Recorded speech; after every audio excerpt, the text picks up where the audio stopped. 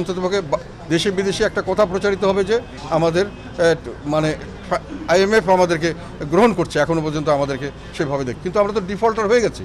যেহেতু আমি বললাম বিমানের টিকিটের টাকা 3,500 কোটি টাকা তারা নিয়ে যেতে পারছে না। অনেক ইনভেস্টমেন্ট আমেরিকান, এই যে ডোনাল্ড লু আসলো, সে এসে কী বললো যে আমাদের আমেরিকান কোম্পানিগুলো প্রচুর এখানে ইনভেস্ট করছে, কিন্তু তাদের প্রফিট তারা নিয়ে যেতে পারছে না। তো এই যে একটা কথা, এরপরে তো বাংলাদেশের সঙ্গে কোনো ব্যবসা বাণিজ্য কেউ করবে না, বাংলাদেশের মানুষকে কেউ কোনোখানে গ্রহণ করবে না। তা আমরা যে একটা পরিত্যক্ত হয়ে যাচ্ছে এবং এখানে না খেয়ে থাকার অবস্থা হচ্ছে, সেটা আমাদের মানুষকে বলতে হবে না কেন? এটা জবাবদিহিতা করতে হবে না সরকারকে? তো সরকারের এখন এটা গোপন করা, কেননা ওনারা অনেক কিছু লুটপাট করেছেন।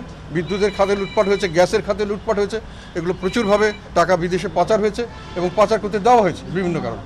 এবং বাংলাদেশ ব্যাংক কিছু আগে হোসেন জিল্লুর রহমান, এটা আমি সংসদে বলেছি, পরিষ্কার একটা কথা বলেছে, এটা আমরা সকলে এটা খুব প্রাসঙ্গিক মনে করছি যে বাংলাদেশ ব্যাংক এবং সরকারি যে এই রেগুলেটরি বডিগুলো আছে, সেগুলো যে নিয়মগুলো করছেন সরকার, যেমন অর্থ মন্ত্রণালয়ের যে ব্যাংকিং শাখা নিয়মগুলি করছেন কোনো দুর্নীতিকে সহায়তা করার জন্য, এই ধরনেরই মনে হচ্ছে।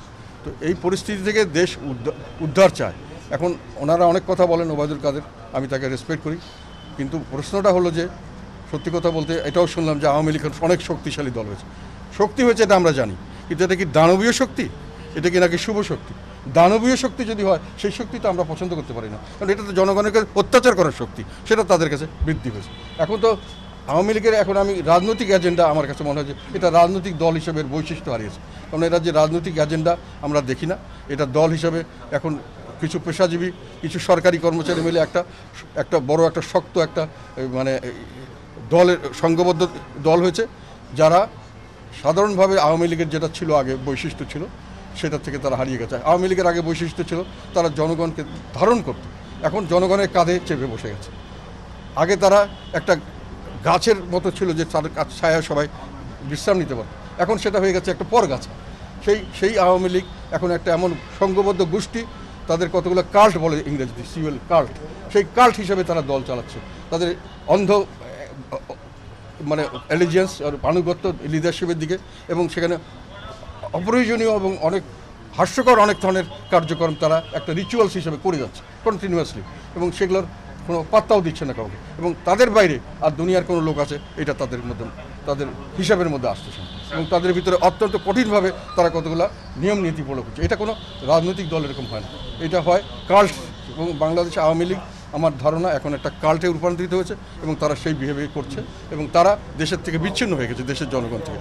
এইসব কারণে তারা বিভিন্ন ধরনের এই যারা ইনফরমেশন, রাইট টু ইনফরমেশনের জন্য আমরা অনেক যুদ্ধ করেছি, এবং আওয়ামী লীগ সরকারই এই আইনটা করেছিল, কিন্তু এটা একটা হাস্যকর হয়ে গেছে এখন। রাইট টু ইনফরমেশন বলতে কোনো কিছু নেই, কোনো খবরাখবর দেওয়া নেই, সবই গোপনীয় খবর, যেটাই বলা হয় সেটাই রাষ্ট্রীয় নিরাপত্তার জন্য হুমকি স্বরূপ। মানে মানুষের সংবিধানে আছে আমরা বিদেশে যে কোনো চুক্তি করি, 145-এর ক ধারাতে বলা আছে, যে কোনো চুক্তি করলে সেটা প্রেসিডেন্টের মাধ্যমে সংসদে উপস্থাপন করতে হবে, কিন্তু আমাদের এ পর্যন্ত যত বিদেশি চুক্তি হচ্ছে হাজার হাজার হচ্ছে, এবং সবগুলো চুক্তি আমাদের কোনো চুক্তি আমাদের সংসদে প্লেস করা হচ্ছে না, সংবিধানকে মানা হচ্ছে না। তো এইভাবে গোপন করে কাজ করা অর্থ হলো যে এখানে গোপনীয় করার তাদের কোনো দরকার আছে, এবং সেটাই আমাদের কাছে সন্দেহজনক মনে হয়। না, নির্বাচন ব্যবস্থাটা ভেঙে পড়েছে। এখন বলা যায় যে নির্বাচনে সঠিক অর্থে যে জনগণের মতামতের প্রতিফলন হচ্ছে না। একটা হলো জনগণ সেই কারণে আসতেই এখন উৎসাহ পাচ্ছেন না, অনেক জায়গায় 2-1জনও সেন্টারে আসেন না, কোনো ধাক্কাধাক্কি করেও তাদেরকে সেন্টারে আনা যাচ্ছে না। তাদের কথা হলো যে আমরা ভোট দিতে পারবো কিনা, দেওয়ার পর এটা গণনা হবে কিনা। তো এই একটা আস্থাহীনতা। আর নির্বাচন ব্যবস্থা মানুষের যে এই পজিশনে এসছে তার কারণ হলো এটা সত্যিকার অর্থে তাই ঘটছে, যেখানে মানুষের সত্যিকার ভোট দিতে যেতে যাচ্ছে সেখানে দেখা যাচ্ছে যে ভোট আগের থেকে হয়ে যাচ্ছে, অথবা তাদেরকে যেতেই দেওয়া হচ্ছে না, পথে ঘাটে মারপিট করা হচ্ছে, এজেন্টকে বের করে দেওয়া হচ্ছে।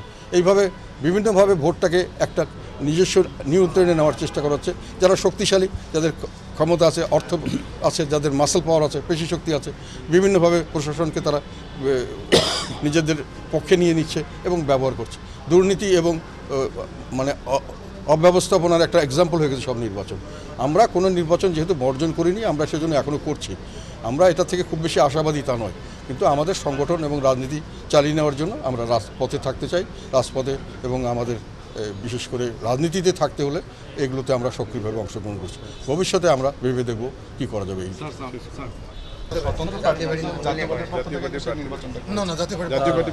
না, ওটা হলো যে অনেকেই এখন এই একটা কথা ভেরি ইম্পর্টেন্ট। না না না না না না না পথ হল করে হবে, ওটা পরে আমি বলছি। আমাদের এখন এইটি বললাম, নির্বাচন ব্যবস্থাটা একটা এমন পর্যায়ে গেছে, এটা খুবই দুঃখজনক এবং লজ্জাজনক যে এখন মানুষের নির্বাচন করতে সিম্বল নিতে ভয় করে। কেন? যে সিম্বল নিলে আমি মার্কড হয়ে যাবো যে আমি আওয়ামী লীগের লোক না। এমনি সিম্বল না থাকলে আমি মোটামুটি সবাই ধরে নিতে পারে যে আমি একটা মানে ছদ্মবেশে আছি, মানে আমি আওয়ামী লীগ না, কাজী আরে আমি অন্য কোনো দল না, কাজী আওয়ামী লীগে হতেও পারি। এই জন্য আমি প্রশাসন থেকে সুযোগ পাবো, অন্য কান থেকে সুযোগ পাবো, এই আশায় অনেকেই আমাদের দল লোকরাও সিম্বল নিতে ভয় করছে। এটা লজ্জাজনক অবস্থা।